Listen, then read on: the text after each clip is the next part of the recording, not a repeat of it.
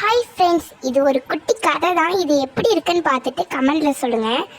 பெரிய பெரிய ஏரி, கடல், இதில் எல்லாம் கப்பல் கவிழ்ந்து பல பேர்கள் இறந்தது எல்லோருக்கும் தெரியும். ஆனால் நம் ஊரில் இருக்கும் 6 குளங்களில் பல பேர்கள் டைவ் அடிப்பதும் ஆற்றில் குளங்களில் ஆழம் தெரியாமல் குதிப்பதும் வழக்கமாகிவிட்டது. இதில் 6 குளங்களில் மரக்கிளைகள் கூறாகவும் சில கம்புகள் கூறாகவும் சேற்றில் சிக்கி இருப்பது தெரியாமல் அதில் குதிப்பதும் அது வயிற்றில் சொருகுவதும் பல பேர் இறப்பது வாடிக்கையாகிவிட்டது. பல பேர் என்ன பேசுகிறார்கள் என்றால் 6 குளங்களை தூய்மையாக வைத்துக் கொள்ள வேண்டும்.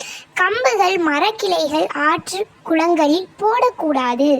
அடுத்தது, டாய்லெட் பேசன், கருங்கல் போன்றவைகளை ஆற்றில் போடக்கூடாது. ஆந்திர ஆற்றில் டாய்லெட் போயிட்டு கால் கூட கழுவ மாட்டார்கள்.